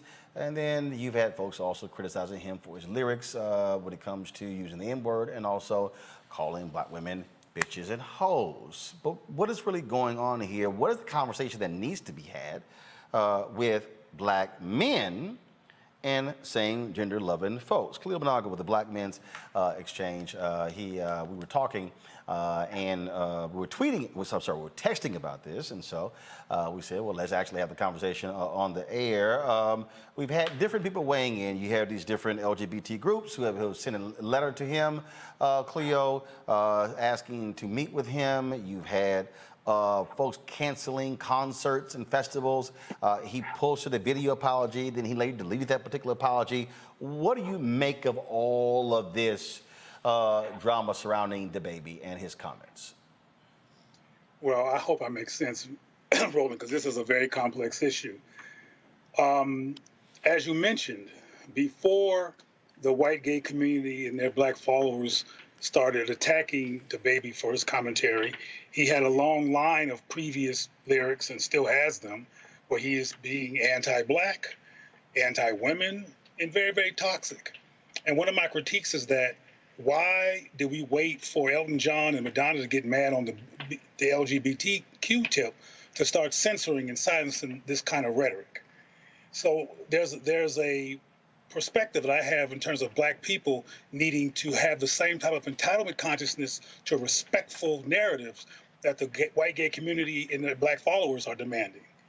I also think that we should take a look at what black men are going through, but let me back up a minute and talk about the peculiar context of DaBaby's commentary. DaBaby was giving a concert performing his material, and somehow he got on on the topic of oral sex in the parking lot and HIV. And I think it's important to actually deconstruct why would somebody, it wasn't an HIV concert, it wasn't a homosexual concert, so why did he make that relevant to his rhetoric? Well, that gets back to a word that you used earlier that for me is a controversial word, and that's so-called toxic masculinity. That's an easy one-liner to use, but what's happening with people like DaBaby, whose name is really Jonathan Kirk, is that they have a subjective need to disassociate themselves from behavior that no one has particularly associated them with publicly, but they have a personal need to disassociate. And often when these hyper-masculine rap brothers start bringing up homosexuality, there's something subjective and personal going on with them where they have the personal need to volunteer to disassociate when nobody's even talking about the topic. So all that to say is that this is a very complex issue, and another issue that I hope is discussed while we're finding a new angle in which to silence a black man, because you know this happened to Kobe Bryant.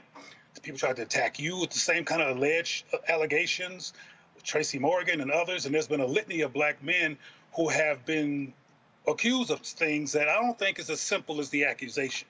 Getting back to DaBaby, I think that these men, a lot of black men feel belittled in the society, feel attacked in this society, as everybody knows about the unarmed police brutality and murder, and we rarely create space and initiated or intentional space in society for black men to talk about their anxieties about being man enough and male in a society that, while it privileges manhood, castrates black men. So all that is part of what's happening here.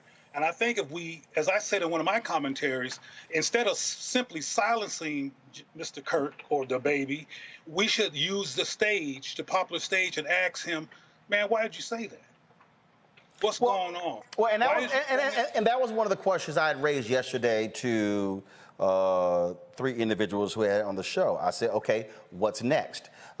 They said they've been trying to reach out to him, reach out to his representatives, also with the label as well, have not been successful. But here's the question: who should be approaching him? Who should he be talking to? Who should he be engaged in dialogue with? Because that also impacts the type of conversation you actually have. Sure. Who should be engaging him is black folks.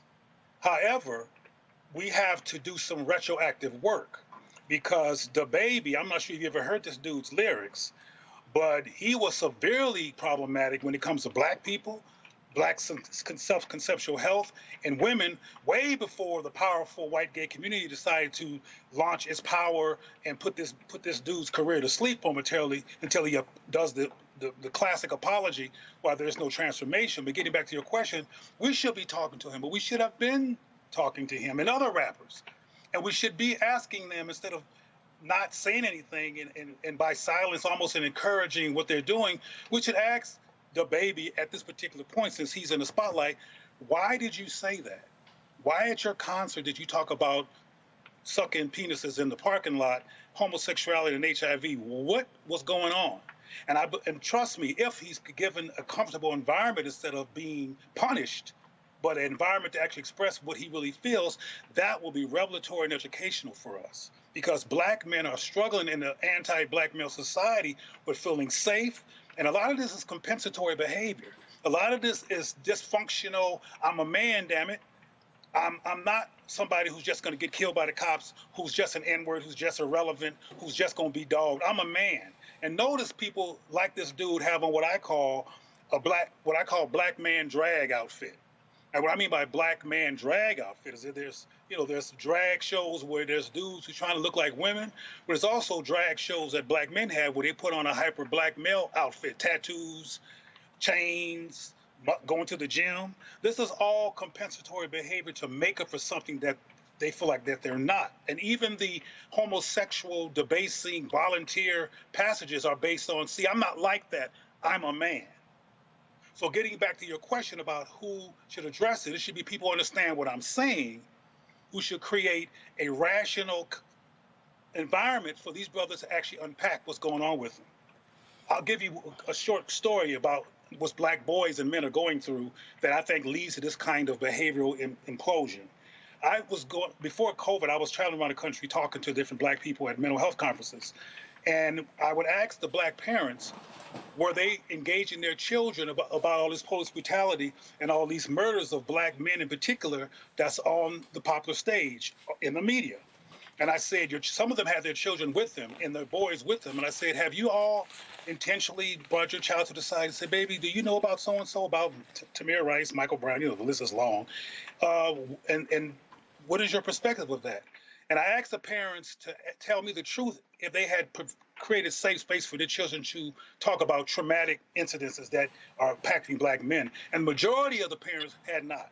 And in one incident in St. Paul, Minneapolis, the little boy started crying because they were sitting on trauma and fear based on this phenomena, but no one, including their loving parents, had created space for them to actually talk about how it impacts them. That's relevant, in my opinion, to young men like Jonathan Kirk or DaBaby, who are sitting on years of issues, and there's one more issue that's controversial that may be going on with him in terms of him needing to bring that up and disassociate himself. There's also a problem of child molestation in our community, including male-to-male child molestation in our community that we don't talk about enough, that some young men are sitting on who grow up self-conscious and confused and mad at same-gender loving people and think they're all after them, or think that these people are doing the same thing to other kids who do the same thing Mr. Kirk is doing because they have some kind of issue.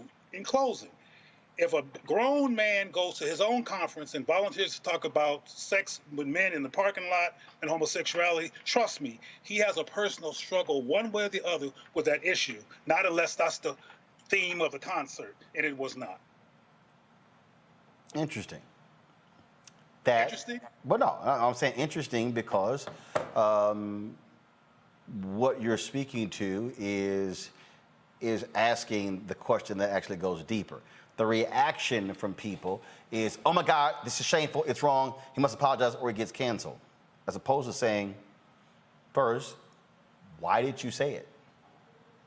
Well, what's behind that? And that's but part of that though, again, is your point of, well, if you're gonna actually have a conversation to understand what causes a person to say that, as opposed to say, okay, just shut up, it was actually wrong. Robert, Kelly, and Mustafa on my panel as well. I'm going to give each of them an opportunity to ask you a question. I'm going to start with Robert. Yeah, my question is, so even though he was condemned by the gay community correctly this time, as you eloquently pointed out, he's been anti-black, anti-woman, in his lyrics and in his records before, and yet, he sells a lot of records. I mean, that's the bottom line. He sells a lot of records, and he makes a lot of money for his record label. So, this is all driven by economics. If you make money, if somebody's making money, they're going to keep doing it. So, do you think that there has to be a conversation? I don't know, in the larger community, like, why are you folks buying this?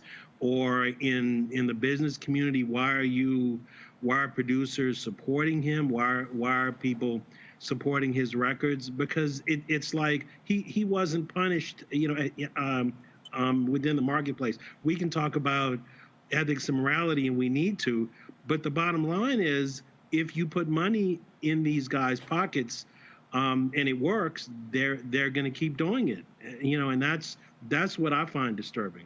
Well, this is not really just about money. In short, there are rappers like Lupe Fiasco and KRS, and Lupe Fiasco in particular, who's a conscious rapper who makes a lot of money, whose records sell because he's like Prince. He uses the internet to sell his products. But people like Lupe Fiasco do not get the kind of exposure that Lil Wayne, who they bring up every time we need a social commentary about politics. They go dig him up, which makes no sense. They should be calling Roland Martin or me or somebody else who understands the social behavioral issues and political issues, but they call him. My point is that people like DaBaby are encouraged and highlighted and profiled because they are anti-Black and detrimental to the psyche of Black people. There are other artists who are talented who don't get the same level of play. So this is not just about money. This is about, in my opinion, white supremacy bias on who they would like to see us falling so we can stay disoriented and in conflict.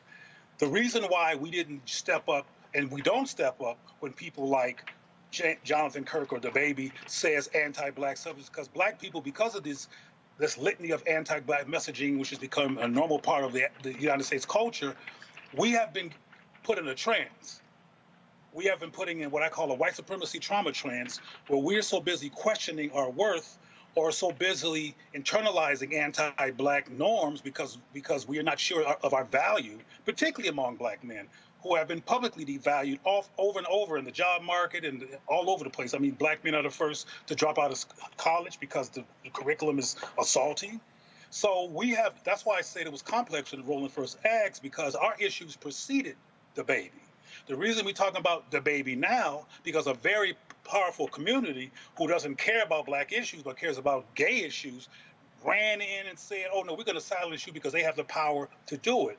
But those same people, Black followers and people inside of the white gay paradigm, are not critiquing this dude who's being anti-Black until he does something gay, which is a white machine. Question from Mustafa. Mustafa? Dr. Cleo, it's good to see you. You too, man. The way that I'm looking at this, and I hope you can unpack this for us, it is pain, trauma, and socialization. Because we are socialized to see ourselves as less.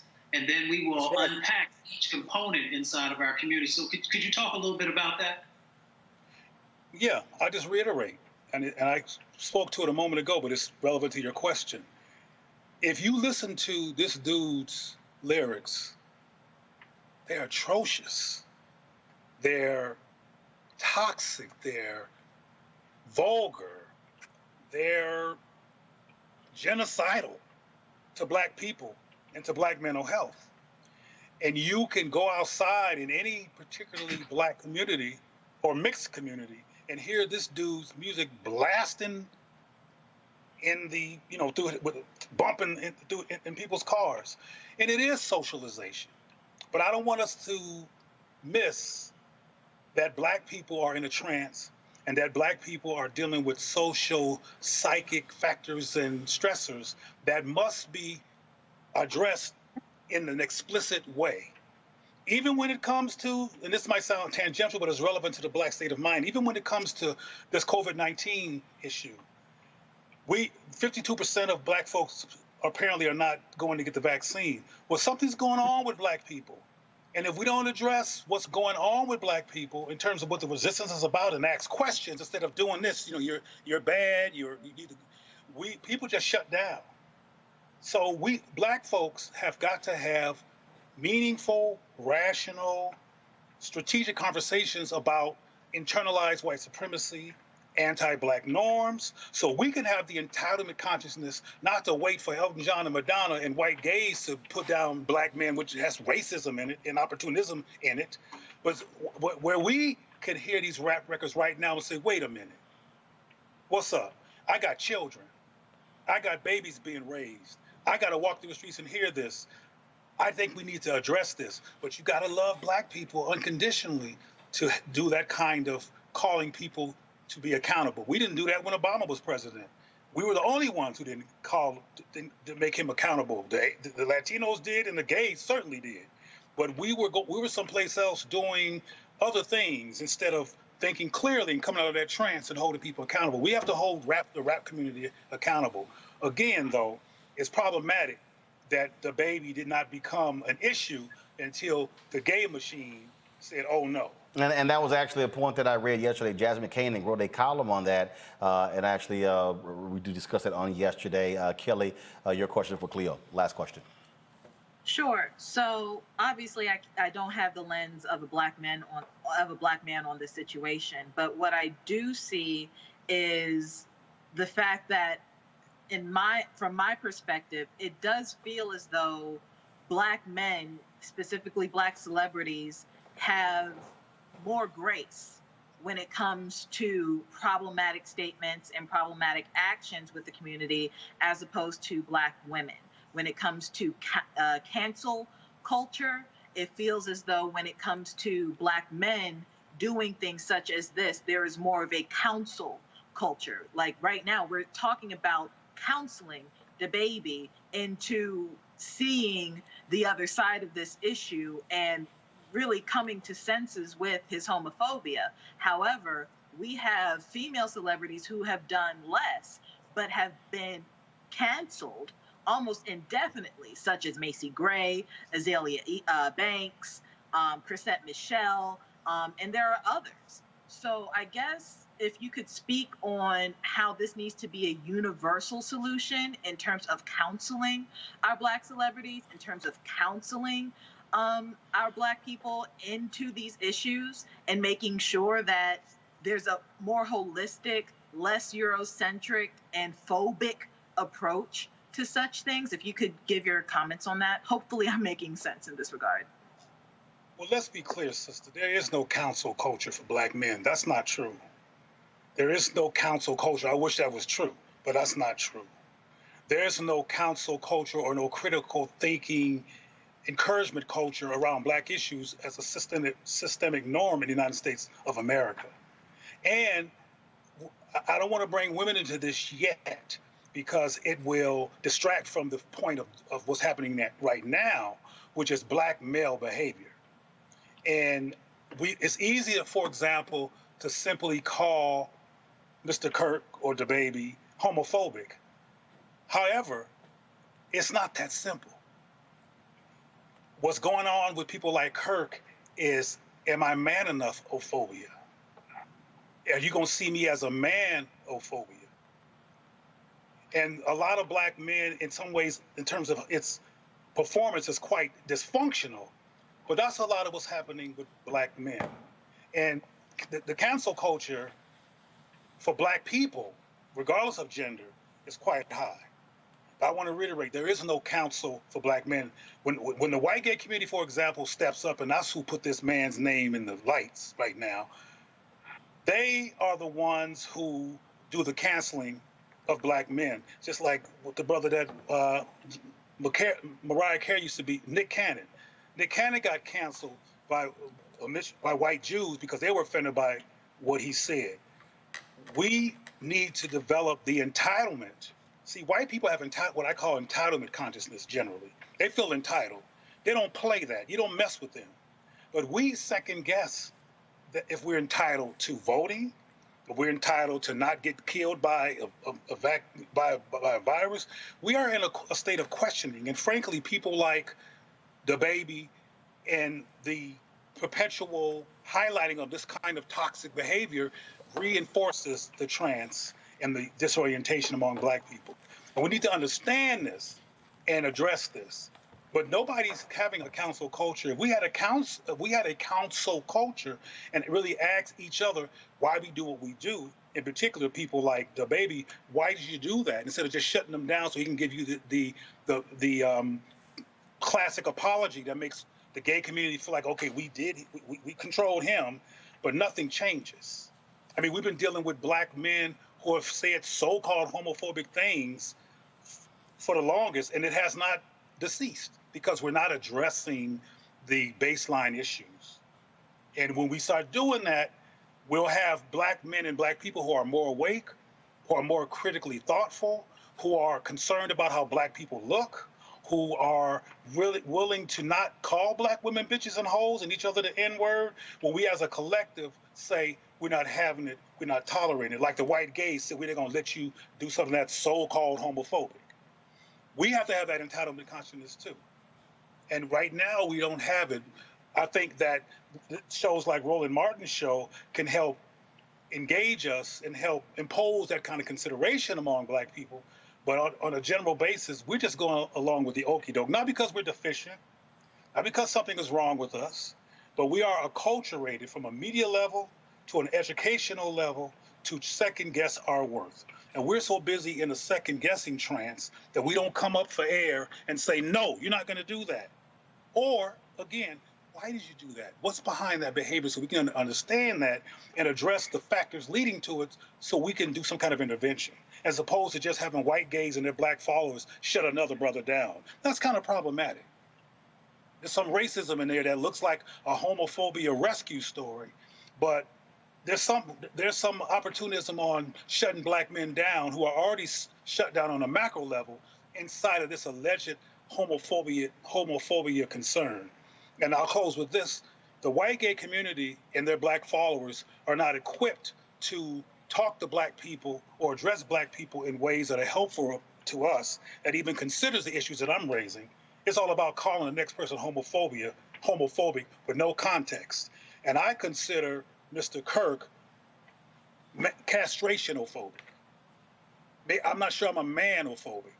I'm going to be a hyper-masculine man and make up for that insecurity by stepping on stage in muscles and a tattoo and arbitrarily talking about homosexuals to make sure people know that I'm not like that because I'm a man. And I'm a man concern, which is not based on black people just being irrational. Black men have a reason to be concerned about how they're seen. Even the police brutality, for example, and the murders of black male bodies on the street is a reason for black men to be hyper-masculine. And like I said in my previous comments, when I go to these mental health conferences and talk to these parents about if indeed they're engaging their children about the abuse of black people in public, majority of them aren't. And some of those boys started crying in the audience because nobody had ever given them permission to even consider how these issues hurt them. And Mr. Kirk used to be a baby boy. And we're all former children. And black people have work to do. All right. Cleveland Monago, we surely appreciate it, man. Thanks a lot. Thank you for the invitation. Good to see you, Ro. Likewise. Folks, going to go to a quick break. We're going to come back. We're going to talk about HBCU students and how they are connecting with one another via the app Nextdoor. That's next on Roland Martin Unfiltered.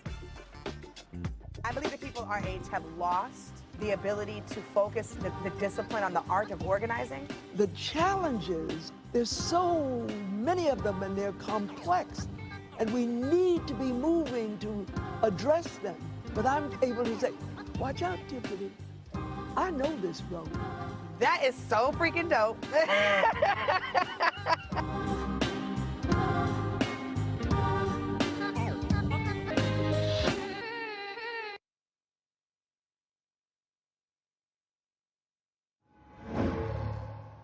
All right, so a lot of y'all are always asking me about some of the pocket squares that I wear. Now, Robert don't have one on. Nope. Now, I don't particularly like the white pocket squares. I don't like even the silk ones. And so I was reading GQ magazine a number of years ago, and I saw this guy who had this pocket square here, and it looks like a flower. This is called a shibori pocket square. This is how the Japanese manipulate the fabric to create this sort of flower effect. So I'm going to take it out and then place it in my hand so you see what it looks like. And I said, man, this is pretty cool. And so I tracked down, it took me a year to find a company that did it. And so they basically about 47 different colors. And so I love them because, again, as men, we don't have many accessories to wear, so we don't have many options. And so this is really a pretty cool pocket square. Now, what I love about this here is you saw when it's in the pocket, it gives you that flower effect like that. But if I wanted to also, because if I flip it and turn it over, it actually gives me a different type of texture. And so therefore it gives me a different look. So there you go. So if you actually want to get one of these shibori pocket squares, we have them in 47 different colors. All you got to do is go to RolandSMartin.com/pocket squares. So it's RolandSMartin.com/pocket squares. All you got to do is go to my website and you can actually get this. Now, for those of you who are members of our Bring the Funk fan club, there's a discount for you to get our pocket squares. That's why you also got to be a part of our Bring the Funk fan club.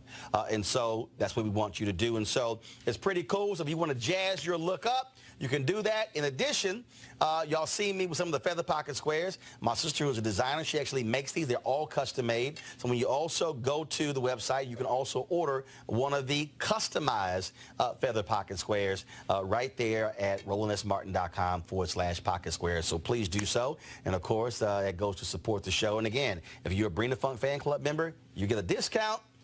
This is why you should join the fan club. Yo, what's up? This your boy Ice Cube. What's up? I'm Lance Gross, and you're watching Roland Martin Unfiltered.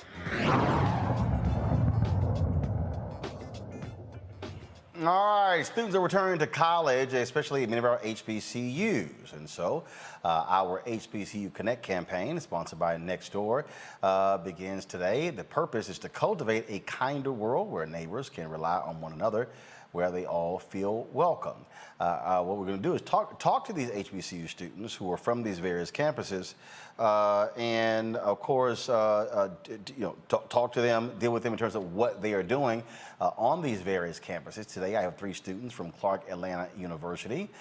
Joining us now are seniors DaBaby, Omari Wyans, and junior Autumn Epps. Hey, folks, how y'all doing?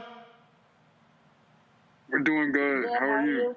So one of the things that I think is interesting when we talk about how students connect. I mean, the reality is you have folks who live on campus, so you live off campus, but college represents really this microcosm of the real world. And so I'm very curious how you utilize Nextdoor to be able to work with one another, find one another, and use each other as resources while you're matriculating through college. So one way I use Nextdoor after coming from New York, I didn't even hear about Nextdoor until I got to Atlanta. So I use it to navigate Atlanta, connect with people around me outside my campus or maybe inside my campus that I haven't met before. And people have shown milestones and community service opportunities. And it's a great way to network virtually and safely. All right, one of the other two, your thoughts? Can you hear me? Yeah, we can hear you. Go ahead. Okay. Go ahead. Okay. We got you. Yeah. Well, I have to agree with Omari. I'll definitely use Nextdoor for community service opportunities and connecting with other AUC students in particular. But I haven't used it too much when we're on campus. I usually use it like in my neighborhood, in my community, just to see what's going on and use it like that as well. The thing that I think is really interesting here is when you're away from home, you also tend to connect with people who are from where you are. And so for the 3 of you, you go to Clark Atlanta, but where are you actually from? What's home? I'm from Urbana, Illinois, which is about 2 hours south of Chicago. Yes, and I'm from Baltimore, Maryland, and I've used Nextdoor in my home community of Baltimore. It definitely is a great tool to just navigate as well as find community service, like my peers said. But I've actually returned to dog using Nextdoor, so I think it's really good. And I'm from Queens, New York City. I'm going to bring Robert Collins in here, who's from Dillard University. Robert, the thing here is that universities, especially HBCUs, try to foster that communal spirit because they want students to be as comfortable as possible. And when they're able to connect with people where they are from, that makes their transition to college life a lot easier. Yeah, you know, it's really great to see 3 very articulate, handsome HBU students. Looks like y'all are doing a great job, promoting your issues. And if I'm allowed to ask a question here, can I ask the students? Because I'm being a professor myself, we have our students coming back on campus. Do y'all are you happy to be back on campus, and do you and your colleagues feel excited to move forward with the semester in a traditional environment, even though of course we still have COVID issues that we're dealing with within the larger society? I'm definitely, and I know my colleagues are definitely excited to be back because this has been such a trying and unreal year for everybody. And I know people just want to be back on campus. They want to get away from home. I know a lot of people want to get away from home and just be around, like you said, a community. Like first coming to Clark Atlanta University, it was just instant love and support from the beginning. So just going back to that, it just makes everybody feel much better. Great. And I think that as it relates to the COVID issue, I think that we take really good care of our community, like we've been saying. And so I don't see a problem with us still enforcing, our 6 foot distance rule and even wearing our masks. Like, I don't think it's going to be an issue for us, especially because we're also coming on campus vaccinated. So I think that, we do have that safety in there. And so it's not a huge concern for us. Great. Well, y'all look great. Happy to see y'all back on campus. You look great. Thank you. Thank you. Happy to be back. I know we are. When you talk about connecting, not just when you mention various projects, community service projects, how are you encouraging freshmen coming in to terms of being able to connect with other students via this social platform, as well as with folks where they're from? Yeah, so I definitely think that Nextdoor is an app that Clark Atlanta and our students can use to not only navigate through our campus community, but through the city of Atlanta. And I'm pretty sure Nextdoor, and I know it has for me since I've been using it, it's provided me with plenty of opportunities to get involved. Because a lot of people are coming from out of state and their second home has become Atlanta. So to influence others and to just be diligent in making your community better, essentially, as Clark Atlanta students, I know we pride ourselves in not only finding a way of making one, but also doing culture for service. So it's important that our students and our incoming freshmen and incoming students to just be as impactful as the legend of Clark Atlanta University has been to the rest of the world. All right. And also just piggyback off of Autumn. I think it's also important that we let them know that this app is useful. I don't think that, coming on as a freshman that you don't have that connection. You don't know, what's going on in Atlanta until you get here. And so even if we have, us three or seniors, juniors, people who know the area, letting them know, hey, let's get on Nextdoor. Let's utilize this app. Let's make sure that we're safe. Let's use it for community service. Let's do, making sure that they're engaged on that app and using it the right way. All right, then. Well, folks, I certainly appreciate it. Good luck this year at Clark Atlanta. We'll be in Atlanta for a couple of weeks for the SWAC Me Act Challenge. And so look forward to being there. Thanks a lot. Thank you. For having us. A final item here. President Joe Biden has nominated Damian Williams to be the U.S. Attorney for the Southern District. He'd be the first black man to ever lead that office. It is considered the most high-profile U.S. Attorney's office in the country. One of the things that's been happening here, Robert, Joe Biden has been appointing a number of black judges, black U.S. attorneys, following through on promises he made during the campaign. Yes, and I think it's important for him to increase the pace of that because, look, obviously, I'm sure that President Biden expects to hold the United States Senate in the midterms, but the reality is we don't know what's going to happen.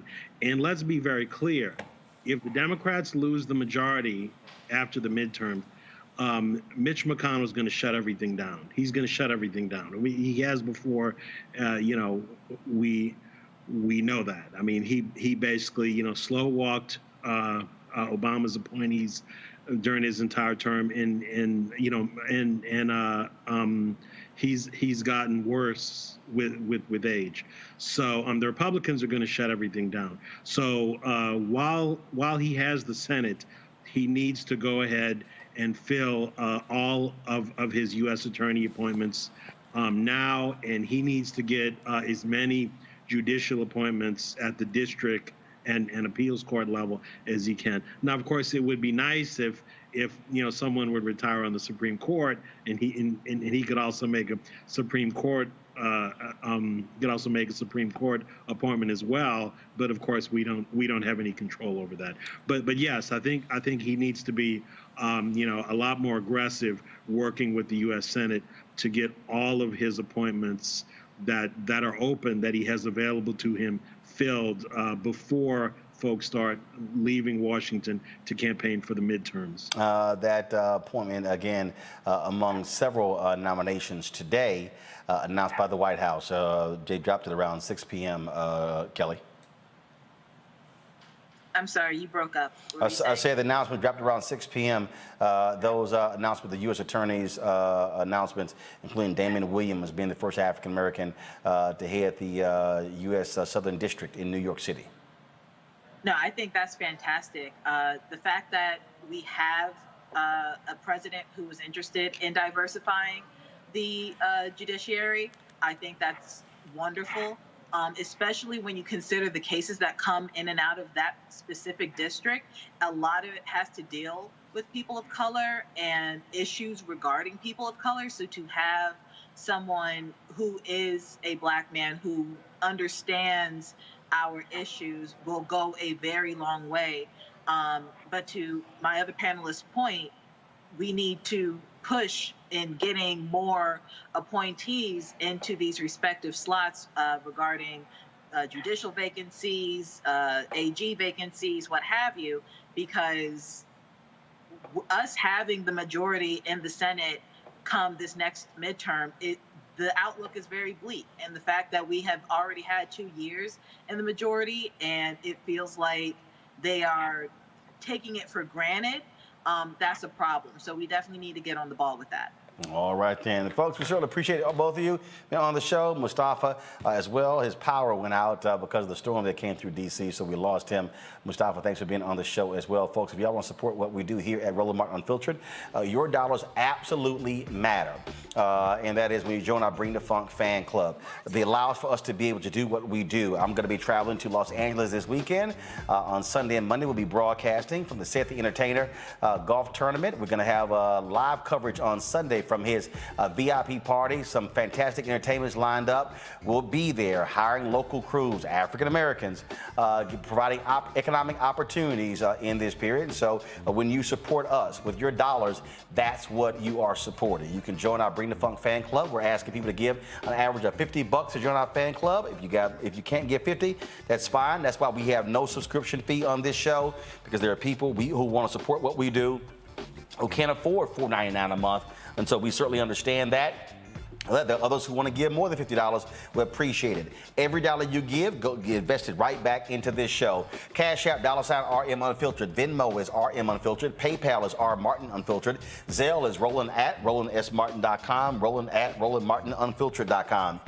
Folks are asking me what time is this going to be on Sunday. It's going to be 6 p.m. Pacific to 11, which actually means beginning at 9 p.m. East Coast time. And so we look forward to that. I'll also be broadcasting live from Sayed's Golf Tournament. A special time on Monday, only on Monday. We're going to be live at 8 p.m. Eastern on Monday. 8 p.m. Eastern, not our normal 6 p.m., because we'll be 5 p.m. on the West Coast. And so, again, we're looking forward to it. It's going to be some great names, some big names there, and we're going to bring to you. And, yes, Roland Martin Unfiltered is the only outlet that will be broadcasting live from the Seth the Entertainer Golf Tournament this weekend. So we look forward to that. Later this month, we'll be broadcasting live from Atlanta for the SWAC Me Act Challenge. Next month, we'll be broadcasting live, actually in October, from the George Lopez Golf Tournament in Los Angeles, and in November from the Anthony Anderson Golf Tournament. And so we've got some fantastic things lined up for you. That's why it's important for you to support what we do. We've got no millionaires and billionaires who send us checks and fund this. It's our partners like Seek. It's our partners like AFSCME. It's like our partners like Coca-Cola. Thank goodness we've had people also, the National Coalition of Black Civic Participation, Black Voters Matter, Poor People's Campaign. We thank all of them for making it possible for us to be able to broadcast. pass. Tomorrow morning, we're going to try to cover this tomorrow morning. I got late notice that the family of the late Congressman John Lewis will be holding a news conference outside of the Supreme Court, calling on Congress not to take a recess and pass the For the People Act. We hope to have that to you live tomorrow as well. That's why it's important for you to support us, what we do. If you're watching here on Facebook and on YouTube, please, if you're watching for free, again, our supporters allow for you to be able to watch for free. So thank you so very much. I'll see you guys tomorrow right here on Roland Martin Unfiltered. How?